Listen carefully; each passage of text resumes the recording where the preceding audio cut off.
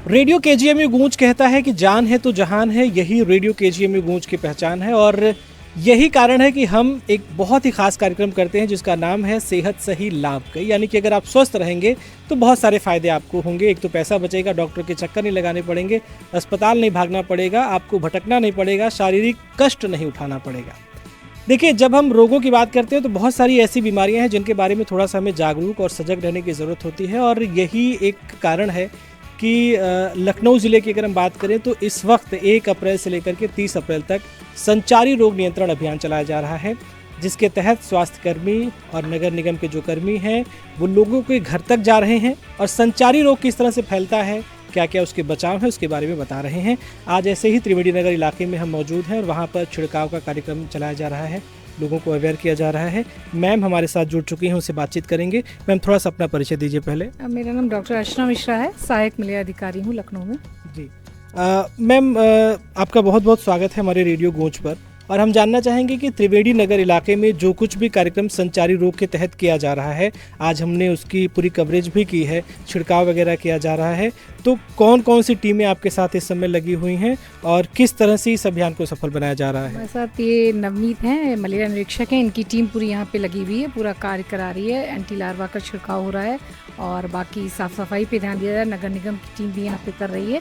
तो जो भी नालियाँ हैं जहाँ पे नालियों में होता है पानी जहाँ रुका होता है वहाँ पे दवा का छिड़काव होता है, जिससे कि मतलब मलेरिया के जो मच्छर होते हैं या मलेरिया डेंगू के जो भी हैं, अगर वो मच्छर अंडे देते हैं तो वो दवा छिड़कने से वो मर जाते हैं उसी में। मैम, संचारी रोगों के तहत जैसा कि हम डॉक्टरों से बात करते हैं, डीएमओ मैम अभी आई थी हमारे यहाँ, बातचीत उनसे हुई, बहुत सारी बीमारियां हैं, डेंगू, मलेरिया, चिकनगुनिया, फाइलेरिया, काला आजार, तो इस तरह के जो बीमारियां हैं अगर उनसे बचाव की बात करें तो आप लोग बहुत अथक प्रयास कर रहे हैं, छिड़काव कर रहे हैं दवाइयों का ताकि कोई समस्या लोगों को ना हो, मच्छर कम से कम पनपे। लेकिन अगर व्यक्ति अपने स्तर पर थोड़ा सा सुधार करना चाहे, प्रयास करना चाहे, तो उसे किन किन बातों का ध्यान रखना चाहिए? मच्छर की देखिए जितनी भी बीमारियां होती हैं उसमें हम लोग का एक ये स्लोगन होता है कि बचाव ही उपचार है। तो सबसे पहले चीज़ है कि मच्छर जो भी अंडे देंगे वो पानी में देते हैं, तो पानी एक ऐसा जो एरिया होता है उसको हम आसानी से कवर कर सकते हैं। तो इसीलिए हम लोग का प्रयास यही रहता है कि जो पानी में दवा का छिड़काव हो, जिससे उसके अंडे से लार्वा और प्यूपा वगैरह ना बने या वहाँ पे अंडे ना पैदा हो, तो इस वजह से हम लोग छिड़काव करवाते हैं। तो जैसे अगर पूरा मच्छर बन जाएगा, हवा में पकड़ना बहुत मुश्किल होता है, तो इसलिए हम लोग का सबसे पहला प्रयास होता है कि अगर उसी लेवल पे हम उसको 70% उसकी लाइफ जो होती पानी में होती है, तो हम उसी लेवल पे उसको ख़त्म कर सकें, उसको कंट्रोल कर सकें, तो इस वजह से छिड़काव हम लोग क्या कराया जाता है। और बाकी एक जनरल मतलब लोगों से ये अपील है कि अपने घर में कहीं पानी इकट्ठा नहीं होने दें, कूलर की सफाई हर 5वें-6ठे दिन सफाई पूरी ठीक से करें, उसको अच्छे साफ़ करके सुखा के फिर दोबारा उसमें पानी भरें, क्योंकि गर्मी हो रही है, हर आदमी कूलर यूज़ करता है। तो और प्लस अपने घर की छतों पे ज़रूर देखें कि कहीं पे भी कोई ऐसा कोई बर्तन टूटा फूटा कोई बर्तन हो, टायर ट्यूब कुछ ऐसी चीज़ ना हो जिससे पानी इकट्ठा हो सके, क्योंकि जो डेंगू का मच्छर होता है वो साफ़ पानी में होता है, डेंगू मलेरिया का, और जो फाइलेरिया का मच्छर होता है वो गंदे पानी में होता है। तो इसलिए पानी ना रुके, सबसे अच्छी चीज़ यही है। बहुत बहुत शुक्रिया मैम कि आप इस अभियान को सफल बनाने के लिए प्रयास कर रही हैं और उम्मीद है कि जो लखनऊ वासी हैं वो भी आपका साथ देंगे। बहुत बहुत शुक्रिया बात करने की। Thank you. सर, क्या नाम है आपका? मैं नवनीत राय, मलेरिया निरीक्षक हूँ इस समय लखनऊ में। जी सर, त्रिवेणी नगर इलाके में आज छिड़काव वगैरह का कार्यक्रम किया जा रहा है, लोगों को जागरूक करने का काम किया जा रहा है, तो क्या क्या लोगों को बातें आप बता रहे हैं? दस्तक अभियान के तहत भाई घर पे आप जाते हैं, लोगों को छिड़काव के लिए बोलते हैं तो लोग बहुत खुशी खुशी ये कहते हैं कि हाँ इस कमरे में या इस कमरे में, या कहते हैं कि नहीं हमें ज़रूरत नहीं है?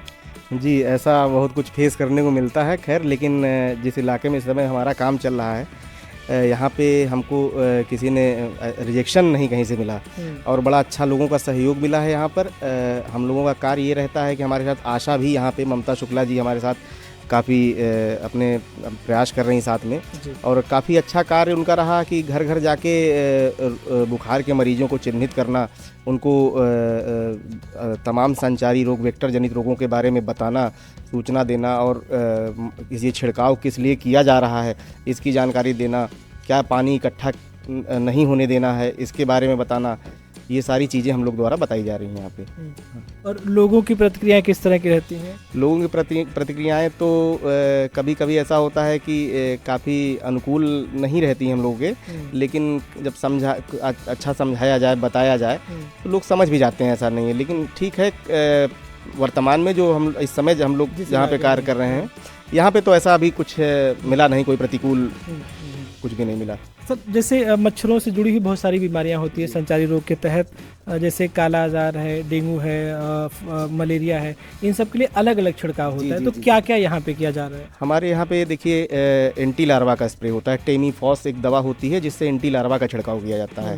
वो नालियों में होती है। नालियों में इसलिए होती है कि जैसे